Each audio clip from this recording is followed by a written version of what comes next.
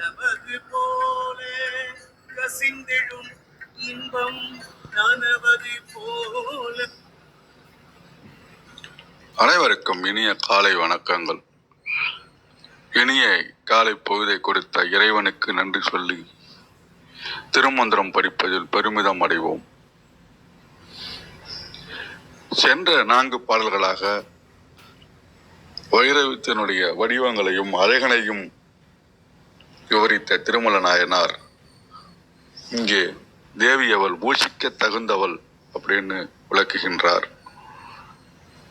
கண்ட சிலம்பு வலை சங்கு சக்கரம், கண்ட சிலம்பு வலை சங்கு சக்கரம், எந்திசை யோகி இரவி பராசக்தி, எந்திசை யோகி இரவி பராசக்தி, அண்டமோடு எந்திசை தாங்கும் அருட்செல்வி, அண்டமோடு எந்திசை தாங்கும் அருட்செல்வி, பொண்டரிகத்துள்ளும் பூசனையாலே, பொண்டரிகத்துள்ளும் பூசணியாலே. அப்ப பராசக்தின்னு இந்த இடத்துல அவர் சொல்ல விளைகிறார். என்னென்ன ஆயுதங்கள் இருக்குன்னா சிலம்பு, வளையல், சங்கு, சக்கரம் இவற்றையெல்லாம் அணிந்து இருக்கின்றாள். ஏற்கனவே சொன்ன மாதிரி 8 64 கலைகளுக்கும் அதிபதியாக இருக்கின்றாள். 8 திசைகளிலும் நிறைந்து இருக்கின்றாள். அனைத்து அண்டங்களையும் தாங்கி நிற்கின்றாள். அவள் தலையின் மீதுள்ள 1000 இதை தாமரையில் இருத்தி பூஷிக்க தகுந்தவள். இந்த தியானத்துல ஒரு சக்கரமா ஏறி ஆக்கினா அதுக்கப்புறம் சகஸ்திராசலத்துக்கு போகணும் அப்படின்னு சொல்லுவாங்க. அப்ப அந்த இடத்துல போய் இருக்கின்ற அனுபவங்கள் மாறும் போல இருக்கு. அப்ப அந்த 1000 விதைகள் உள்ள தாமரையில் இருத்தி பூஷிக்க தகுந்தவள் அந்த இடத்துல வச்சுட்டு நாம தேவியை வணங்க வேண்டும் அப்படின்னு ரொம்ப நுட்பமான விஷயங்களாக இங்கே குறிப்பிடுகின்றார்.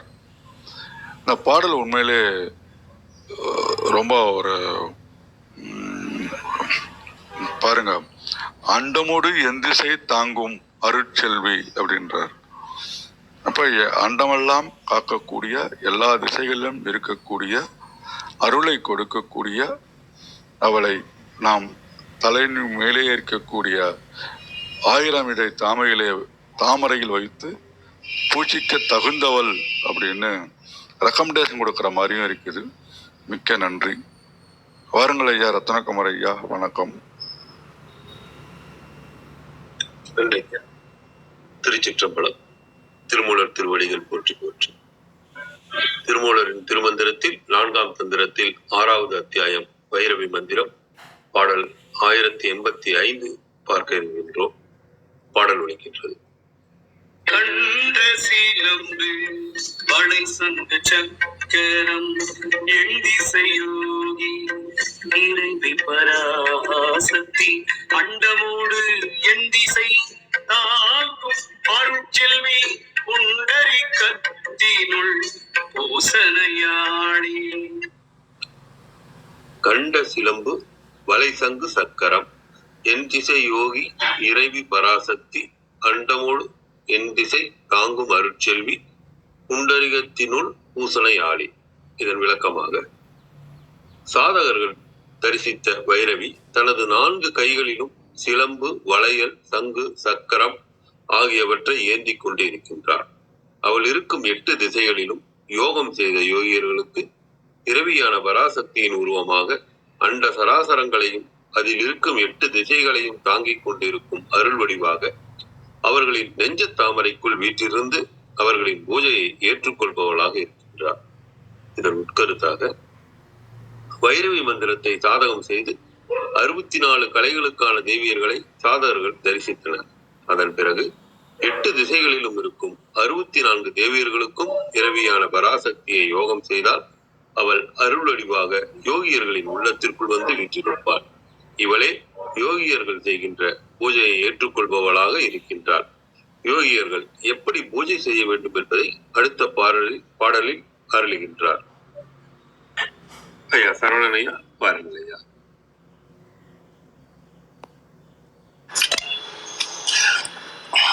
வணக்கம். ஸோ இந்த பாடலே சென்ற பாடலுடைய தொடர்ச்சி தான். ஸோ 2 நாளாக வர முடியல, கொஞ்சம் பணி காரணமாக. ஸோ நேற்றைய பாடல் நீங்கள் பார்த்த பாடலில் பார்த்துருந்தீங்கன்னா ஒரு 64 கலைகள், 64 தேவியர்கள் அப்படின்னு சொல்லியிருப்பார். ஸோ இந்த வைரவி மந்திரத்தை யார் ஒருவர் ஜெபித்து கொண்டிருக்கிறார்களோ, ஸோ அப்போ இறைவி வைரவி தேவி காட்சி கொடுப்பா அப்படின்னு பார்த்துருப்பீங்க. ஸோ அதற்கு பின்பாக 64 கலைகள் இருக்குது, எல்லாருக்குமே தெரியும். 64 கலைகள்னு சொல்லுவாங்க. கலைகள் 64 அப்படின்னு பயன்படுத்துவாங்க வார்த்தையில். ஸோ ஒவ்வொரு கலைகளுக்குமே ஒவ்வொரு தேவியர்கள் இருப்பாங்க. ஸோ அப்போ என்ன பொருளாகும் அப்படின்னா, இந்த வைரவி தேவியை வழிபட அந்த மந்திரத்தை சொல்ல 64 கலைகளுமே எல்லாரும் சொல்லி கொடுக்கணும் அப்படின்னு அவசியம் இல்லை. தேவியே சொல்லி கொடுத்துருவா உள்ளேருந்து, தானாகவே உள்ளேருந்தே அந்த கலைகள் எல்லாமே வெளியில் வந்துடும்.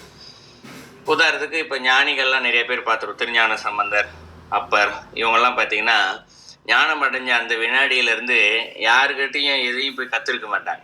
எந்த விதமான சித்து வேலையாக இருந்தாலும் சரி, எந்த செயலாக இருந்தாலும், ஒருத்தர் உயிர்ப்பிக்கிறா இருந்தால் கூட சரி, அவர்கள் ஒரு பாட்டு போடுவாங்க, உடனே அது நடந்துடும் அந்த இடத்துல. ஸோ தானாகவே அவர்களுக்கு உள்ளேருந்து இறைவி சொல்லி கொடுத்து அந்த வேலையை அவங்க செஞ்சு முடிச்சுடுவாங்க. அது மாதிரி அது ஊமையாக சொன்னேன் இப்போ அவங்கள.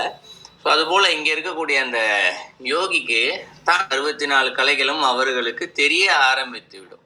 ஸோ அதுதான் நேற்று பாடலில் பார்த்துருப்பீங்க. 64 பேர் கூட்டத்தையும் அவங்க பார்த்து தெரிஞ்சுக்குவாங்க இந்த இடத்துல. ஸோ அப்படி 64 பேரும் பார்க்குறாங்க. நேற்று பாடலில் பார்த்துருப்பாரு. பார்த்துட்டு இப்போ அந்த 64 பேரும் ஒரே ரூபமாக இருந்தாங்கன்னா, அதுவும் கொஞ்சம் வித்தியாசமான கான்செப்ட் தான். இப்போ நீங்கள் முப்பெரும் தேவியர்னு சொல்லுவாங்க. அந்த அரக்கனை அரிக்கிறதுக்கு தேவி சண்டை போடுறதா நம்ம வரலாறுல பார்த்துருப்போம். அரக்கன் வலிமையாக இருக்கிறதுனால ஒரு தேவி 3 பிரிவாங்க, 3 பேர் இன்னொரு 3 பேராக பிரிஞ்சால் மொத்தம் 9 பேர் இருப்பாங்க. திருப்பி 9 பேர் ஒன்று சேர்ந்து ஒரே ரூபமாக இருந்து அழிச்சிருவா அரக்கனை. ஸோ இது வரலாறு தெரியும் அவங்களுக்கு. அதுபோலவே இந்த 64 பேரும் ஒரே ரூபமாக நின்னாங்க அப்படின்னா எப்படி இருப்பாங்க அப்படின்னு சொல்கிறது தான் இந்த பாடலுடைய விளக்கம். ஸோ அப்படி இவங்க தரிசித்த தேவி 4 கை வச்சிருக்கா. ஸோ ஒரு கையிலையும் சிலம்பு, வளையல், சங்கு, சக்கரம், ஸோ இதை 4 கையில் வச்சுட்டு நிற்கிறா. ஸோ அப்படி நிற்கின்ற போது ஏற்கனவே அவர் சாதகம் செஞ்சுட்டு தான் இருக்காரு, வைரவி மந்திரத்தை சாதகம் செஞ்சுட்டு தான் இருக்காரு. ஸோ இவளை பார்த்து என்ன பண்ணுறாரு, மேற்கொண்டும் இவர் 8 திசைகளையும், ஏன்னா 64 கலைகள் 8 பக்கமே நிற்கிறா. அவள் இந்த பக்கம் எந்த பக்கம் இந்த சாமி முன்னாடி நின்னாங்கன்னா அவளை நோக்கி சாதகம் செய்யலாம் இல்லையா, இல்லை நமக்குள்ள சாதகம் செய்யலாம் அதிகபட்சம். ஆனால் 8 திசைகள்லையுமே நிற்கிறா. அவள் எந்த பக்கம் இல்லை அப்படின்னு சொல்ல முடியாத அளவுக்கு பறந்து விரிஞ்சிருக்கா இந்த இடத்துல. ஸோ பறந்து விரிஞ்சு இருக்கிறது இவர் தனக்குள் சாதகம் செய்கிற மாதிரியே எல்லா பக்கம் இல்லை எல்லா பக்கமும் கலந்து இருக்கக்கூடிய அந்த தேவியை அவர் சாதகம் செய்கிறாரு. செய்யும் பொழுது அங்கே இறைவி பராசக்தியின் ரூபமாகவே நிற்கிறா இந்த இடத்துல. பராசக்தியின் ரூபமாக நிற்கிறான்னா எப்படின்னா, எந்த பக்கம் அவர் இல்லை எல்லா பக்கமே இருக்கா அவன் இந்த இடத்துல. இப்போ நம்ம பார்க்கறது சாதாரண கண்ணு, அதனால நம்மளால ஒரு திசையில மட்டும்தான் பார்க்க முடியும். அடுத்த திசையை பார்க்கறதால நம்ம திரும்பி தான் பார்க்கணும் இந்த இடத்துல, இன்னொரு திசையில பார்க்க முடியாது. ஆனா இவருக்கு இந்த இடத்துல ஞான கண்ணு சொல்லுவோம் இல்லையா, 3வது கண் அப்படின்னு சொல்லுவோம். ஸோ அந்த கண் வழியா பார்த்தா பின்னாடி ஒன்று இருக்குன்னா நம்ம திரும்பி பார்க்க வேண்டியதில்லை. 360 கேமரா மாதிரி, கேமரா ஒரே ஒரு கேமரா தான், எல்லா பக்கம் 360 டிகிரி பக்கம் எல்லா 8 பக்கமும் இருக்கிறது ஃபுல்லாக தெரியும். அந்த மாதிரி இவருக்கு அந்த பராசக்தி எல்லா பக்கமே தெரியுறாங்க இவருக்கு இந்த பக்கம். அவன் என்ன பண்றாரா, அண்டமோடு என் திசை தாங்கும் அருள் செவி அப்படின்றார். ஸோ 8 திசைகளையுமே அவ தான் ஃபுல்லாகவே இருக்கா. எப்படி இருக்கான்னா அருள் வடிவமாகவே இருக்கா இந்த இடத்துல, மொத்தமாக அருள் வடிவமாக நிற்கிறா இந்த இடத்துல. அவளை இந்த இடத்துல உள்ள வச்சு இவர் பூஜை பண்ணிக்கிட்டே இருக்காரு. இவர் பண்ணுற பூஜையை அவ ஏற்றுக்கிறா இந்த இடத்துல. இதை 4ஆவது சொல்கிறாரு. ஸோ 4 அடிக்கும் சேர்த்து பொருளாக பார்க்கும் பொழுது 64 கலைகளையும் 64 தேவரிகளாக இவர் இங்கே இந்த இடத்துல தெரிந்து கொள்கிறார். 64 பேரையும் ஒரே ரூபமாக ஒரு பெரிய பராசக்தியாக 8 திசைகளையும் பறந்து விரிந்து இருக்கக்கூடிய அந்த தேவியாக பார்க்குறாரு. அவளை இங்கே அருள் வடிவமாக நிற்கின்றாள். அவரை தனக்குள்ளே வைத்து பூஜை செய்கிறார். அந்த பூஜையை அவள் ஏற்றுக்கொள்பவளாக இருக்கிறாள். இதுதான் அந்த பாடலுடைய பொருள். ஸோ என்ன மாதிரி அவர் பூஜை செய்கிறாரு அப்படின்றத அடுத்த பாடலில் நாளைக்கு பார்க்கலாம். நன்றி. நன்றி சார். நேற்றைய பாடல் கடைசி வெள்ளம் சாரித்து சக்தி தாங்கள் கண்டாரே அப்படின்னு சொல்லிட்டு இன்னைக்கு ஆரம்பிக்கும் போது கண்ட சிலப்பு வலை சங்கு சக்கரம் ஆரம்பிச்சார். சிலம்பு வலை சங்கு சக்கரம் அப்படின்னு. ஆமா. இந்த இடத்துல அந்த கண்ட சிலம்பு அப்படிங்கிறதுக்கு உண்டான அந்த கண்டை அப்படிங்கிறது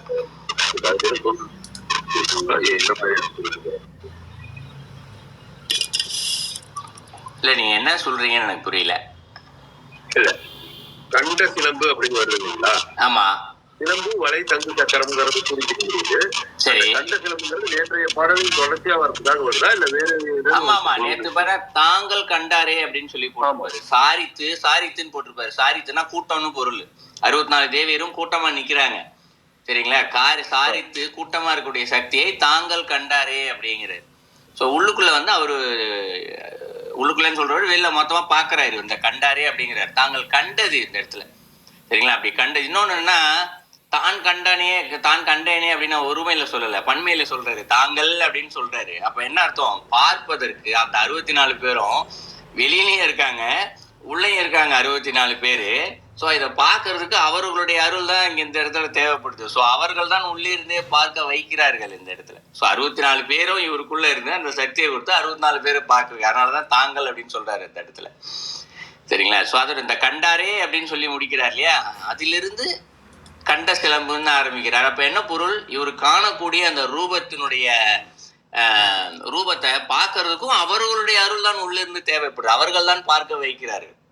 அதனால கண்ட சிலம்பு, கண்டாரே அப்படின்னு சொன்னது கண்ட சிலம்பு அப்படின்னு ஆரம்பிக்கிறார். நன்றி நன்றி சார். கிருத்திகாமா வாங்க.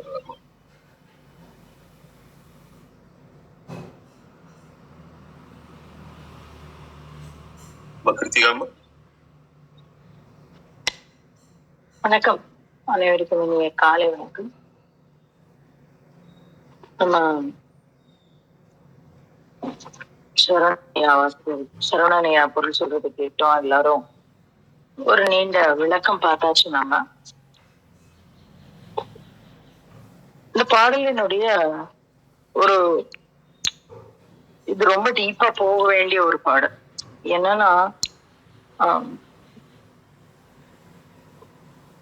ஒரு விஷயத்துக்கும் இந்த இப்போ நம்ம சொல்லக்கூடிய ஒரு நம்ம பார்ப்போம். இந்த தேவியினுடைய அலங்காரங்களை பத்தி சொல்றது, இல்லைன்னா தேவியினுடைய அழகை பத்தி சொல்றது அப்படின்னா நம்ம என்ன நினைக்கிறோம்? நம்ம கையில போட்டிருக்கிற வளையல் எப்படி அழகா இருக்கோ அந்த மாதிரி தேவியினுடைய கைகளில் போட்டிருக்கக்கூடிய அழகு அப்படின்னு பாக்குறோம். இல்ல சிலம்பு அப்படின்னா நம்ம சிலம்பு என்ன வேலை செய்தோ அதுதான் அந்த வேலை செய்யும் அப்படின்னு நம்ம நினைக்கிறோம். ஆனா அது கிடையாது. தேவியினுடைய ஒரு அங்க லாவண்யங்களுக்கும் தேவியினுடைய ஒரு அணிகலனுக்கும் ஒரு விளக்கம். லக்ஷ்மி வந்துட்டாங்களான்னு எனக்கு தெரியல. வந்திருந்தாங்கன்னா அவங்க சொல்லுவாங்க, சாமலா தண்டகம் வந்து அப்பேற்பட்ட ஒரு சாமலா தண்டகம் வந்து மகாகவி காளிதாசர் எழுதினா தேவியை குறித்த ஸ்துதி அது. அதுல வந்து அவ்வளோ அழகா சொல்லியிருப்பார். தேவியை வந்து அப்படி வர்ணிச்சிருப்பார். அப்போ அந்த வர்ணனையில வந்து நம்ம என்ன நினைக்கிறோம் அப்படின்னா தேவியினுடைய அழகை பத்தி அவர் சொல்றாரு. இல்ல, நீங்க ரொம்ப டீப்பா உள்ள போனீங்கன்னா தெரியும், அந்த ஒரு அணிகலனுக்கு பின்னாலும் இருக்கக்கூடிய மிகச்சிறந்த தத்துவார்த்தங்கள் இருக்கு. இப்ப நான் எடுத்துக்காட்டுக்கு சொன்னா இந்த பாருங்களேன், கண்ட சிலம்பு அப்படின்றான். இப்ப கண்ட அப்படின்னா என்ன? அவர்கள் கண்டது. அப்ப இங்க இருந்து பாதாதி கேசம் போறாங்க. பொதுவா பாதாதி கேசம் யாருக்கு போவாங்க, கேசாதி பாதம் யாருக்கு வருவாங்கன்னு கணக்கு இருக்கு. If my memory goes right, பாதாதி கேசம் ஆண் தெய்வங்களை சொல்வதற்கும் கேசாதி பாதம் பெண் தெய்வங்களை சொல்றதுக்கும் தான் உபயோகம் செய்வாங்க. அது அந்த வர்ணனை தான். ஏன்னா தேவியினுடைய பாத கமலங்கள் தான் நமக்கு வந்து முக்கியமான ஒரு இது. அதனால அங்க கொண்டு முடிப்பாங்க அப்படின்னு சொல்லுவாங்க. கேசத்துல இருந்து ஆரம்பிப்பாங்க அப்படின்னு. இப்ப இங்க என்ன சொல்றாங்க அப்படின்னாக்கா, கண்ட சிலம்பு அப்படின்னு இங்க இருந்து கீழே இருந்து கொண்டு போறாங்க. ஆனா இந்த இடத்துல என்ன அப்படின்னாக்க ரெண்டு விஷயத்தான் சொல்றாரு. என்ன சொல்றாரு அப்படின்னாக்க, சிலம்பு சொல்றாரு, அதுக்கு அடுத்தாப்புல வலை பத்தி பேசுறாரு. சோ கைகளையும் கால்களையும் சொல்லக்கூடிய 2 அலங்காரத்தை தான் சொல்றாரு. ஆனா சாமலா தண்டகம் தலையை முதல் கால் வரை தேவியை வர்ணிச்சு வரக்கூடிய. அப்போ நான் இந்த இடத்துல சிலம்பு அப்படின்னா ரெண்டு சிலம்ப சொல்றாரு, காலை சொல்றாரு, கைய சொல்றாரு. இப்ப இந்த தேவியினுடைய கைகளை பத்தி சொல்லும் போது சௌந்தரிய லகரியில வந்து அவ்வளோ சொல்லுவாங்க. என்ன சொல்லுவாங்க அப்படின்னா, எல்லா தெய்வங்களும் அபய வரதம் காட்டி நிற்பாங்க. ஆனா அபய வரதம் கைகளால காட்டி நிற்பாங்க. ஆனா உனக்கு வந்து எந்த முத்திரையும் இல்லாதவள். நீ வந்து உனக்கு எந்த முத்திரையினாலெல்லாம் நீ கையால பண்ணணும்ன்ற அவசியம் எல்லாம் இல்ல அப்படின்னு. அபய வரதம்னா நமக்கு தெரியும், கடவுள நிற்கக்கூடிய பொசிஷன். ஒண்ணு வந்து நீ பயப்படாதே என்று சொல்லக்கூடிய ஒரு முத்திரை, அது கையில இருக்கும். வரதம்னா கொடுக்கக்கூடியது. அநேக தெய்வங்கள் இத்தகைய அபய வரதத்தோடு இருக்கும். 4 கை 6 கை 8 கைன்னு இருந்தா கூட ஏதோ 2 கைகள் இந்த அபய வரதம் இருக்கும். ஆனா உனக்கு அது தேவையில்லை. ஏன்னா உன்னுடைய ஒரு கண் பார்வையினால நீ வந்து வரம் கொடுத்துருவ, அந்த பயப்படாதேங்கிற விஷயத்த நீ சொல்லிடுவ அப்படின்னு சொல்லி தேவியினுடைய கைகளை பத்தி சொல்லும் போது அவர் சொல்லுவார் இந்த சௌந்தரிய லகரியில சங்கர பகவத்பாதம். அப்போ அந்த மாதிரி இந்த இடத்துல கால்களை பற்றி சொல்லும் பொழுது என்ன அப்படின்னா, நாம் நினைத்த மாத்திரத்தில் முக்தியை கொடுக்கக்கூடியவர். அவளுடைய பாதம் வந்து எப்பேற்பட்ட பாதம்னா, அவளை நினைச்சா போருமா, அந்த நினைச்சா அந்த இடத்துல வந்து முக்தி கிடைக்கும். இதுவும் வந்து நம்ம தேவி பத்தி பார்க்க ஆரம்பிச்சிட்டோம்னா நம்மளால இதையோ அதுக்கு என்ன சௌந்தர லகரியோ இல்லைனாக்கா லலிதா சஹஸ்ரநாமமோ நம்மளால எடுக்காம போக முடியும். சாமலா தண்டகம் இதெல்லாம் நம்மளால எடுக்காம போகவே முடியாது. அப்ப என்ன சொல்லுவாங்கன்னா, அவளுடைய பாதத்தை நினைத்த மாத்திரத்தில் நமக்கு முக்தி கிட்டும். பாதத்தை நினைத்த மாத்திரத்தில் நாம் அவளோடு ஐக்கியமாகலாம் அப்படிங்கறதுதான் இந்த இடத்துல. அப்போ அந்த மாதிரி நம்ம இந்த சிலம்பு அப்படிங்கிற விஷயத்த அவளுடைய கால்களாக நாம் புரிந்து கொள்ளலாம். அடுத்த இடத்துல என்ன சொல்றாரு, வளை அப்படின்றாங்க. வளை எங்க போடுவோம்? நம்ம கையில போடுவோம். அப்போ இந்த கைக்கு இன்னொன்னு நம்ம வந்து கலோக்கியலா யூஸ் பண்ற விஷயம் ஒண்ணு இருக்கு. என்ன அப்படின்னா, கொடுத்து சிவந்த கை அப்படின்னு சொல்லுவோம். இப்ப அம்மா அப்படின்னா அம்மாவை நம்ம எப்படி ஞாபகம் வச்சுப்போம்? முதல்ல உணவு. அந்த உணவு அப்படிங்கிற விஷயத்த நம்ம எப்படி கொடுப்போம் அப்படின்னாக்கா கைகளின் மூலமாக. கொடுத்தல் அப்படிங்கிற விஷயத்த வந்து கைகளின் மூலமாக செய்யக்கூடிய விஷயமா. அப்போ அந்த கை என்னது அப்படின்னா, கால் அப்படிங்கிறது என்ன? இது வந்து நான் ஸ்லோகங்களுக்குள்ள போகாம நான் பொதுவான புரிதல்ல சொல்றேன். கால்ங்கிறது என்னன்னா, ஓடி வருது, இல்ல நம்ம அவகிட்ட சரணடைகிறது. மொத்தத்துல நம்மை அவள் அருகில் இழுத்து செல்வது, இல்லைன்னா அவளை நம்ம கிட்ட கொண்டு வருவது அப்படிங்கிற ஒரு ஒரு ஒரு காரியமா நம்ம புரிஞ்சுக்கலாம். ஒரு டூல், ஒரு கருவியா நம்ம புரிஞ்சுக்கலாம். கைங்கிறது என்னதுன்னா, அவள் நமக்கு தருவது அப்படின்னு புரிஞ்சுக்கலாம். இதெல்லாம் இந்த புரிதெல்லாம் எங்க இருந்து நீங்களா சொல்றீங்களா? இல்லவே இல்லை, பெரியவா வழிகாட்டின வழிதான். ஆனா அது நம்ம மனசுக்கு ரொம்ப ஒரு கரெக்டான விஷயமா ஒத்து போறது. அது சொல்றாங்க வளை. அப்போ அந்த கையில இருக்கு. இப்ப இதுக்கப்புறம் என்ன சொல்றாரு? சங்கு சக்கரம் எண்டிசை யோகி இறைவி பராசக்தி. அப்ப இவ என்ன பண்றா அப்படின்னாக்க, சங்கையும் சக்கரத்தையும் கைகளில் வைத்திருக்கிறாள் அப்படின்னு சொல்ற. அப்ப யார் இந்த சங்கும் சக்கரமும் வைத்திருக்கக்கூடியவள்? இவளை நம்ம வந்து பாக்குறோம். யாரா பார்க்கிறோம் அப்படின்னா, இங்க பார்த்தோம் விஷ்ணு வாகீஸ்வரி அப்படின்னு நம்ம பார்த்தோம். அந்த விஷ்ணு வாகீஸ்வரிக்கு நம்ம இன்னும் கோயில்கள்ல, இப்ப இருக்கக்கூடிய கோயில்கள்ல விஷ்ணு துர்கை அப்படின்னு நம்ம பார்க்கிறோம். தேவி இருக்கா.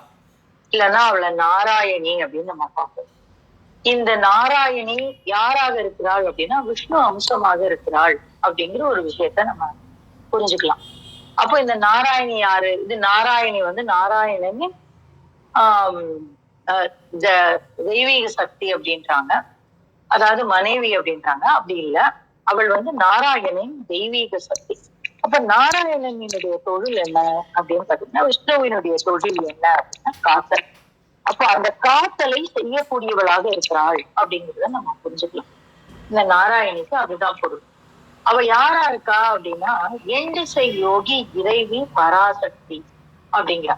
அப்ப இந்த நம்ம என்ன நினைக்கிறோம்? கால்னா எந்த பக்கம்? நம்ம காலுக்கு ஒரு தன்மை இருக்கு. என்ன அப்படின்னாக்கா, எந்த டைரக்ஷன்ல நம்ம திரும்பி நிக்கிறோமோ அந்த டைரக்ஷன்ல தான் அந்த கால் போகும். எந்த டைரக்ஷன்ல நான் எதிராளி நிக்கிறாங்களோ அந்த டைரக்ஷன்ல தான் கை போகும். பின்னாடி போகாது. நம்ம வந்து ஒரு எக்ஸசைஸ்க்காக வேணா அதை பின்னாடி கொண்டு போலாம், சைட்ல கொண்டு போலாம், மேல கொண்டு போலாம். ஆனா பிராக்டிக்கலா பார்த்தா அது போகாது. ஆனா இங்க என்ன சொல்றாங்க பாருங்க, எண்டிசை யோகி இறைவி பராசக்தி அண்டமோடு எண்டிசை தாங்கும் அருட்செல்வி. அவ்வளவுதான். அவ வந்து எந்த பக்கம் இருந்தாலும், நீ ஐயோ நான் முன்னாடி இருக்கேனே, நான் பின்னாடி இருக்கேனே, நான் எங்கேயோ தள்ளி இருக்கேனே, அதெல்லாம் கிடையாது. ஓடி வருவா அவ அவனை காப்பாத்துறதுக்கு. நீ எந்த பக்கம் நீ இருந்தாலும் அவளுடைய அருட்கரங்கள் நம்மை தீண்டும் அப்படிங்கிறதுதான் அந்த இடத்துல உண்மையான ஒரு விஷயம். எண்டிசை யோகி இறைவி பராசக்தி. இந்த இடத்துல எதற்காக யோகம் அப்படிங்கிற ஒரு வார்த்தை வருது? எதற்காக யோகின்னு சொல்றாங்க? நாராயணியுடைய தொழில் என்ன? காத்தல் தானே. அதை தாண்டி எதுக்கு யோகி அப்படிங்கிற ஒரு விஷயம் வருது அப்படின்னா, பற்றுக்களற்று இந்த நம்முடைய செயல்களை செய்யக்கூடியது. அதுதான் அந்த இடத்துல. ஏன்னா இந்த விஷ்ணுவே யாரு அப்படின்னா, இந்த உலகம் இயங்குவதற்கு உண்டான காரணமாக இருப்பவர், காரணி. எப்படி தொழில் நடக்கணும், அந்த தொழில். அதனாலதான் அந்த பாசை ஆசை பாசம் ஆசை எல்லாம் இருக்கிறது எதுக்காகனா, இந்த உலகம் இயங்குவதற்காக படைக்கப்பட்ட காரணி. ஏன்னா யார்கிட்டயாவது பாசம் இல்ல ஆசை இல்லைன்னா அந்த வேலை நடக்குமா? நடக்கவே நடக்காது. என்னதோ எங்க கேட்டு போங்கன்னு அவங்க வாட்டுக்கு உட்காந்துருப்பாங்க. அப்படி இல்லை, செய்யணும். இந்த வீட்டுக்கு வேலை செய்யணும், வேலை செய்யணும். இந்த வீடு கட்டணும், கட்டணும். வேலை பார்க்கணும், பார்க்கணும். குழந்தைகளுக்கு டிஃபன் கட்டணும், சம்பாதிச்சு போடணும், கடைக்கு போகணும், எல்லாம் செய்யணும். ஏன்னா அதற்காக தான் நாம் படைக்கப்பட்டு இருக்கிறோம். அதன் மூலமாகவே நம்முடைய கர்மங்கள் விடுபடுகிறது. ஆனா கர்மாக்கள் விடுபடுகிறது கர்மங்களின் மூலமாக. ஆனா இதை எப்படி செய்யணும் அப்படின்னா, ஆசையற்று பாசம்.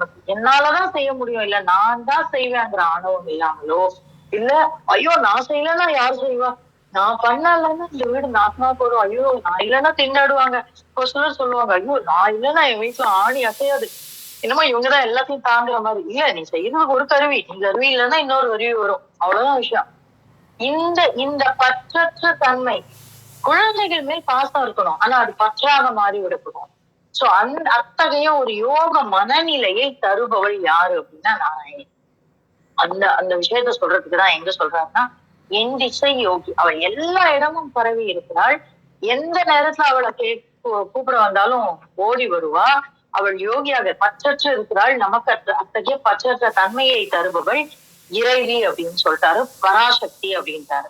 அப்ப இதுக்கெல்லாம் ஒரு வார்த்தைக்கு நம்ம அர்த்தம் பார்க்கணும். இறைவினா யாரு, பராசக்தினா யாரு அப்படின்னு நம்ம வரிசையா பார்க்கணும். நேற்றுக்கு சொல்லிட்டாரு, ஆரியத்தாள் உண்டு அங்கு அப்படின்னு சொல்லிட்டாரு. அந்த ஆரியத்தாள் தான் இவன் பராசக்தின்னு சொல்லியாச்சு.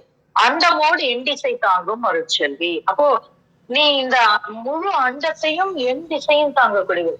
அப்ப அண்டம் ஒரு பகுதி, அதோடு இருக்கக்கூடிய எண் திசை. அப்ப இந்த 14 உலகம்னு சொல்லக்கூடிய அந்த கீழே உலகம், மேலே உலகம் எல்லாவற்றையும் தாங்கக்கூடியவளாக, என் திசையும் தாங்கக்கூடியவாக இருக்கக்கூடிய அருட்செல்வி அப்படின்னா யாரு அருட்செல்வி அப்படின்னா, யோசிக்காம காப்பாற்றுறவள், யோசிக்காம அருளை வழங்கக்கூடியவள், அருளே செல்வமாக இருப்பவள். இந்த ஒரு வார்த்தைக்கும் நம்ம வந்து அர்த்தம் பார்க்க ஆரம்பிச்சீங்கன்னா, இத்தனையும் நாம நம்ம வந்து லலிதா சஹஸ்ரநாமம்னு சொல்றோம். இந்த லலிதா சஹஸ்ரநாமம் 1000 நாமங்களாக பிரிந்து லலிதா சஹஸ்ரநாமம் அர்ச்சனை பண்ணுவோம். இந்த 1000 நாமம் எங்க இருந்து வருதுன்னா அந்த சஹஸ்ரநாமத்துல இருந்துதான் வரும். அந்த மாதிரி இந்த ஒரு பதத்திற்கும் ஒரு நாமா, தேவியினுடைய ஒரு பெயர் இருக்கு. அப்ப அந்த அருட்செல்வி அப்படிங்கிறது யாருன்னா, அருளையே செல்வமாக கொண்டிருப்பவள் அப்படின்னு பேரு. அடுத்த வார்த்தை சொல்றாரு, புண்டரீகத்தினுள் பூசணையாமே அப்படின்னு சொல்றாங்க. அப்ப புண்டரீகம் அப்படின்னா என்ன அர்த்தம் அப்படின்னு நம்ம பார்க்கணும். அது எங்க நம்ம பூசை செய்வது அப்படிங்கிற ஒரு விஷயத்தையும் இந்த இடத்துல சொல்றாரு. அப்போ இந்த அருள் சக்தியால் நிரம்பி இருக்கக்கூடியவள் என்ன செய்கிறாள் அப்படின்னாக்க, நமக்கு அருளை தருபவளாக இருக்கிறாள் அப்படின்னு பொருள். அடுத்தாப்புல சொல்றாங்க, புண்டரீகத்தினுள் பூசணையாலே. அப்போ புண்டரீகம்னா என்ன அப்படின்னு நமக்கு தெரியும், தாமரை. அப்ப அந்த தாமரையினுள் பூசணையாக இருப்பவள் அப்படின்னா, நேற்றுக்கே சொல்லியாச்சு அத. ஆரியத்தாள் உண்டு எங்கே, எட்டிதழ் பூரித்தைய பூவிதழ் எட்டிதழ் தாமரை அப்படின்ட்டு. அப்ப அங்க உள்ள இருக்கா. அங்க இருந்து அவளுக்கு நாம் பூசணையை பெற்றுக்கொள்ளக்கூடியவளாக, வணங்கத்தக்கவளாக, ஏன்னா எப்படி இருக்கா, என்ன கேட்டாலும் ஓடி வந்து செய்யறதுக்கு தயாரா இருக்கா, எது கேட்டாலும் கொடுக்கறதுக்கு தயாரா இருக்கா, அருள் சக்தி நிரம்பியவளாக இருக்கிறாள், அருள் செல்வியாக இருக்கிறாள். ஏதோ ஒரு இடத்துல இல்ல, என் திசையும் நிறைந்தவளாக இருக்கிறாள். அவள் யாராக இருக்கிறாள் அப்படின்னாக்க, ஐயோ இத்தனையும் இறைவி பராசக்தி எல்லாம் கூட என்னை ஈர்க்கலங்க. ஏன்னா இதெல்லாம் நிறைய இடத்துல சொல்லிட்டாங்க. ஆனா என்ன சொல்றாங்கன்னா யோகி அப்படின்றாங்க. அது எப்படி யோகி அப்படின்னா, அந்த இடம் ரொம்ப நம்ம நிறைய பார்த்திருக்கோம். எனக்கு இன்னொரு நேரம் ஆயிடுச்சான்னு தெரியல எனக்கு. நிறைய பார்த்திருக்கோம் இந்த யோகி அப்படிங்கிறது. எப்படின்னா ஆஹ் கிருஷ்ணனுக்கு சொல்லுவாங்க 64,000 மனைவிகள் அப்படிம்பாங்க. ஆனா உலகில் மிகச்சிறந்த நைஷ்டிக பிரம்மச்சாரி யாரு அப்படின்னா அது கிருஷ்ணன் தான். அது எப்படி அப்படின்னா அது அப்படிதான். ஏன்னா அவர் வந்து காமமற்றவர் அப்படின்னு சொல்லுவாங்க. அப்ப அந்த மாதிரி இந்த யோகி அப்படிங்கிற ஒரு பதம் இருக்கு பாத்தீங்களா, தேவியை பத்தி சொல்லும் போது மிக உயர்ந்த பதம் அது. அந்த அந்த பதத்துல வந்து அவள் தரக்கூடிய அத்தனை ஞானத்தையும் நமக்கு அவள் பேர்பட்ட ஞானத்துல அவ வந்து நமக்கு உணர்த்தறா அப்படிங்கிறது நம்ம இந்த பக்கத்துல திருப்பி திருப்பி பார்க்கிற விஷயம். இந்த பைரவி அப்படிங்கிறவ யாரு அப்படின்னா ஞான தலைவின்னு நம்ம பார்த்துட்டு இருக்கோம். அதற்கு உண்டான ஒரு ஒரு நீட்சி, அதற்கு உண்டான ஒரு என்ன சொல்றது, ஒரு முத்திரை இந்த இடத்துல யோகி அப்படிங்கிற ஒரு வார்த்தையில வைக்கிறாரு. ஏன்னா அந்த பற்றற்ற தன்மை, காரியம் செய்யணும் ஆனா பற்று இருக்கக்கூடாது, எந்த ஒரு விஷயத்திலையும் ஞானத்தில் சிறந்து விளங்க வேண்டும் அப்படிங்கிறதுக்கு உண்டான அந்த ஒரு வார்த்தை. சோ அந்த மாதிரி அவளுடைய அத்தனை பண்புகளையும் சொல்லிட்டு அவள் செய்யக்கூடிய விஷயத்தையும் சொல்லிட்டு, அண்டமோடு எண்ணிசை தாங்கும் அருட்செல்வி இங்க இருக்கா அப்படின்னா தாமரையினுள் இருக்கிறாள். தாமரையில சும்மா இல்லையா, பூசணையாளே அப்படின்னா தாமரையில் இருந்து பூஜிக்கத்தக்கவளாக இருக்கிறாள் அப்படின்னு. அது யாரு அப்படின்னா நீங்க பாத்தீங்கன்னா அத்தனை பேரும் சேர்ந்து அவளை பூஜிக்கிற மாதிரி. திருப்பி நம்ம லலிதா நாமத்துக்கு தான் போயாகணும். யாரு அப்படின்னா அத்தனை பெரிய சபையில நிற்கிறாங்க. அதுல வந்து வாக்தேவியர்கள் அப்படின்னு சொல்லுவாங்க. இந்த வாக்தேவியர்கள் தான் இந்த லலிதா நாமத்தை எழுதினவங்க, சொன்னவங்க. எப்படி அப்படின்னா யோசிச்சு பாருங்க, ஒரு பெரிய சபை இருக்கு, அந்த சபையில தேவியினுடைய அணுக்க தோழிகளாக இருக்கக்கூடிய, பொதுவா வந்து யாரு அப்படின்னா நம்ம தோழியே நம்மள புகழ மாட்டாங்க இந்த உலகியல்ல. நான் சொல்றேன் ரொம்ப நமக்கு ரொம்ப தெரிஞ்சவங்கன்னா அதிகமா புகழ மாட்டோம். என்ன அப்படின்னா ஒரு ஒரு ஒரு அசூயை மனசுக்குள்ள இருக்கும். அவளுக்கு என்ன அவ்வளவு அப்படின்னு, இவ்வளவுக்கும் அவளோட பாதி, அவளுடைய அணுவாக இருப்பவர்கள் அந்த தியாக தேவிகள்.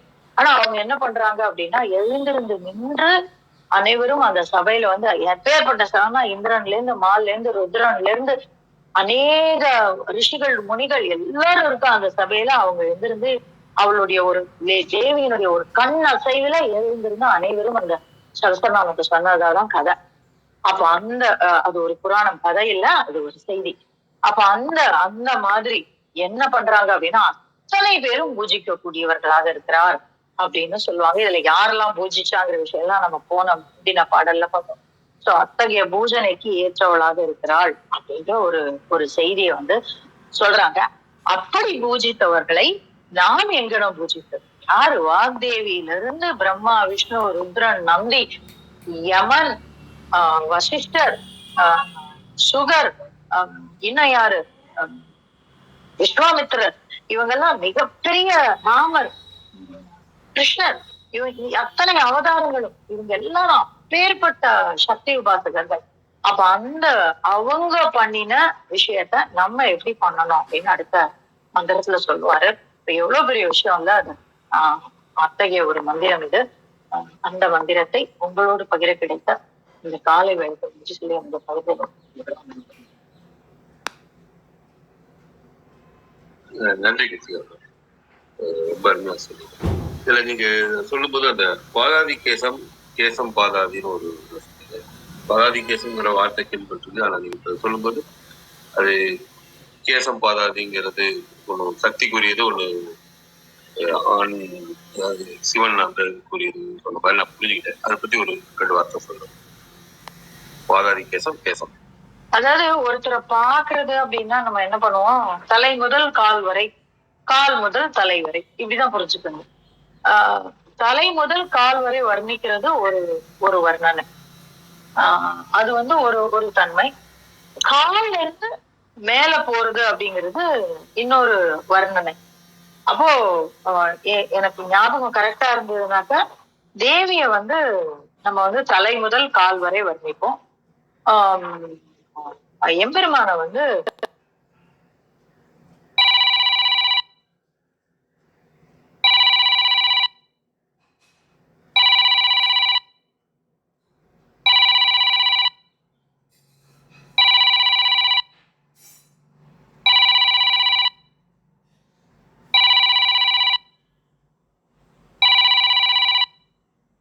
கால் முதல் தலை வரை நம்ம வந்து வர்ணிப்போம். அதர்வே அரௌண்ட் தான் எனக்கு ஞாபகம் இல்லை. ஆனா தேவியை கால் முதல் தலை வரை தான் நம்ம வந்து வர்ணிக்கிறது வழக்கம். அதனால அத சொல்ற விஷயம் தான் இது. நன்றிப்பா. பொதுவா நம்ம இந்த பெருமாள் கோயில போகும்போது பாதத்துல இருந்து பார்த்து கும்பிடணும் அப்படின்னு பொதுவாக சொல்லுவாங்க. பெருமாள் கோயில சொல்லுவாங்க. அது சம்பந்தமாவும் இது இருக்குதா இல்ல வர்ணிக்கிறதோட இருக்குதா? இல்ல, இது வர்ணிக்கிறதே எதுக்காக? ஒரு விஷயம் சொன்னா உடனே நம்ம என்ன பண்ணுவோம்? நம்ம அந்த இடத்துல நம்ம கவனம் போகும், நம்ம நோக்கம் போகும் இல்லையா? சோ இரண்டும் ஒண்ணுதான். வர்ணிக்கிறதே நம்ம கீழே இருந்து மேல பாக்குறோம், மேல இருந்து கீழே பாக்குறோம் அப்படி. சோ அந்த கும்பிடுறதும் இதுவும் ஒண்ணுதான். நன்றி நன்றி. தங்க வாங்க கருத்தை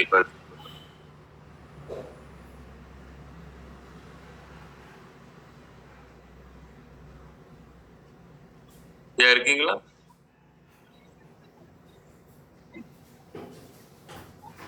தங்க இருக்கீங்களா?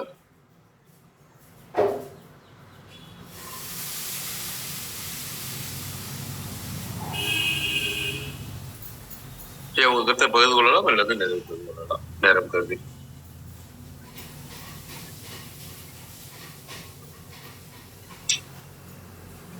நன்றி. ஓகே, அவர் பேசல, கருத்து சொல்ல, அதான் சின்ன விஷயம் சொல்லிடலாம்னு நினைச்சேன். பாதத்துக்கும் இந்த கேசத்துக்கும் சொன்னீங்க இல்லையா?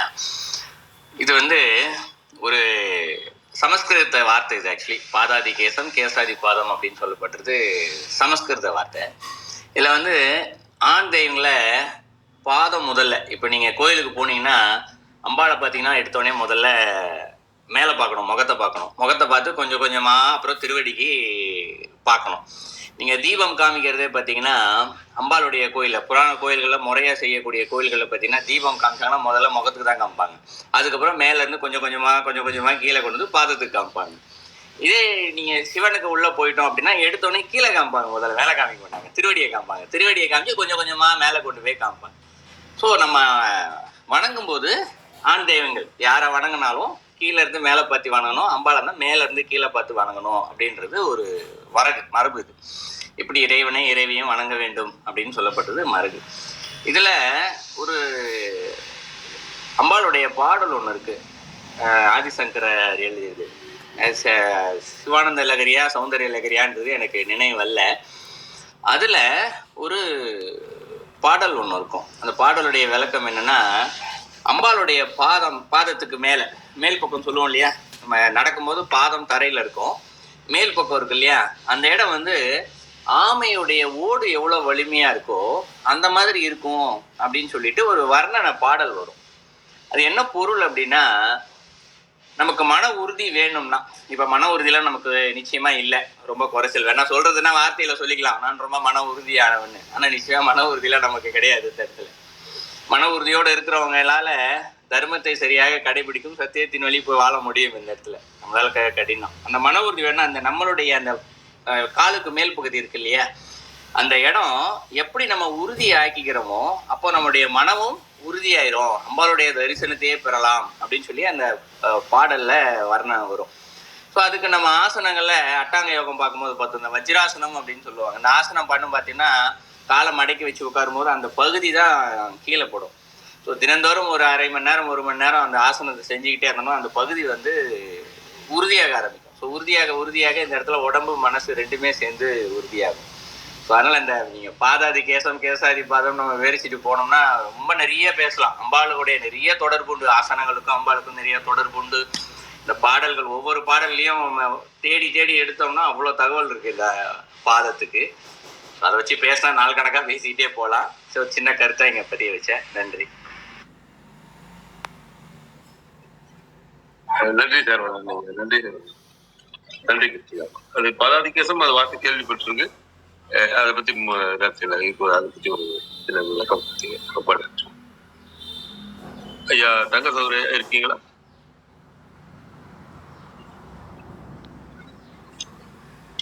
நன்றி. நேரம் கருதி நிறைவு செய்து ஐயா வணக்கம் ஐயா, விந்தியகிரி பேசுறேன் ஐயா. ஆமா ஆமா, வாங்கம்மா வாங்கம்மா, மன்னிப்போம். அனைவருக்கும் வணக்கம். ஓம் நமசிவாய போற்றி, ஓம் நமசிவாய போற்றி, ஓம் திருமூலரே போற்றி. கண்ட சிலம்பு வளை சங்கு சக்கரம் எண்டிசை யோகி இறைவி பராசக்தி அண்டமோடு எண்டிசை தாங்கும்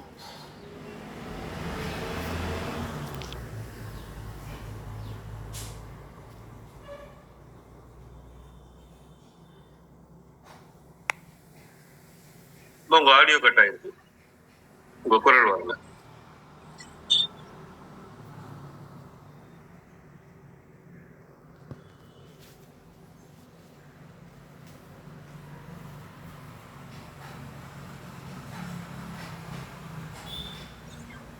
விந்தியாமா,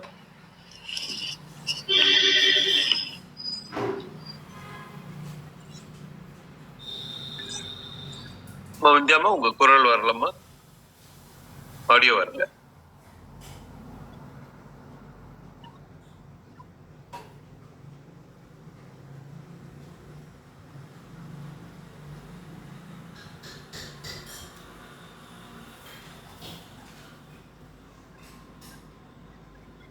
விந்தியாமா இருக்கீங்களா?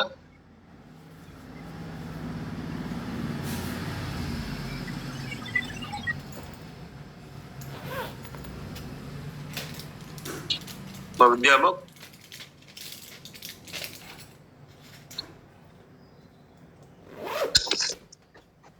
பேசுங்கம்மா, பேசுங்க. குரல் வரல, பேசுங்க. ஐயா நான் பேசுறது கேக்குதா? அம்மா முதல்ல ஒரு 2 வரி பேசுனது கேட்டதுங்கம்மா, அதுக்கப்புறம் எதுவுமே கேட்கல. பாடல் வரி நீங்க சொன்னீங்க, ஒரு 2 வரி தான் சொன்னது கேட்டது, அதுக்கப்புறம் கேட்கல. இப்ப நீங்க பேசுறது கேக்குதான்னு இப்ப கேட்டது. பேசுங்க. அனைவருக்கும் வணக்கம்.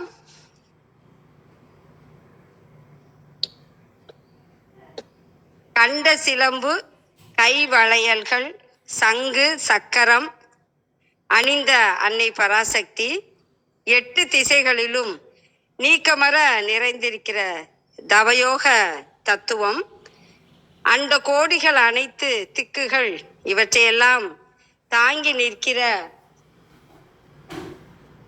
தயாபரி, அருட்குணம் உடையவள், பணிந்து வணங்கி தொழுபவர் மனத்தா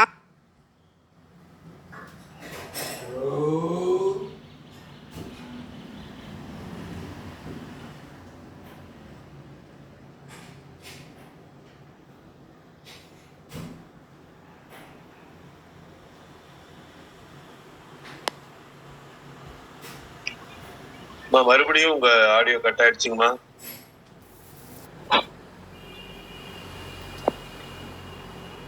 உங்க ஆடியோ சரியா வரலம்மா, உங்க குரல் சரியா வரல.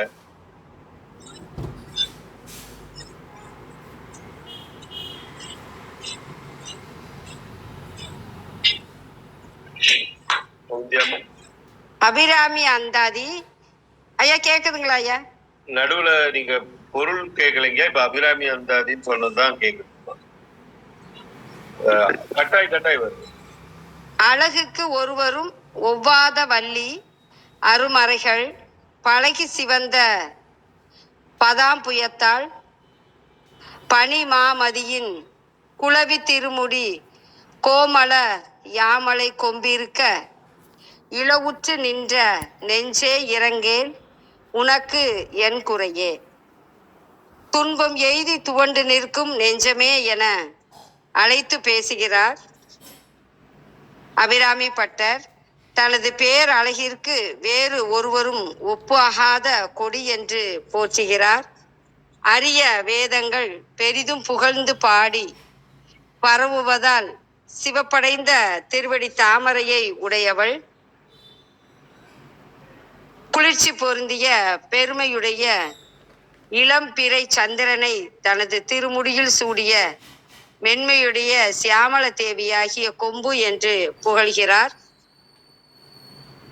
கோமள யாமலை கொம்பு விழுத்துணையாக இருக்கும் பொழுது நெஞ்சமே உனக்கு என்ன குறை உள்ளது, ஆகவே நீ வருந்த வேண்டாம் என்கிறார் அபிராமி பட்டர். அனைவருக்கும் நன்றி, வணக்கம்.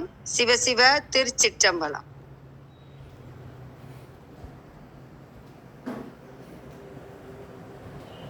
நன்றிங்கம்மா, நன்றி வித்யாமா.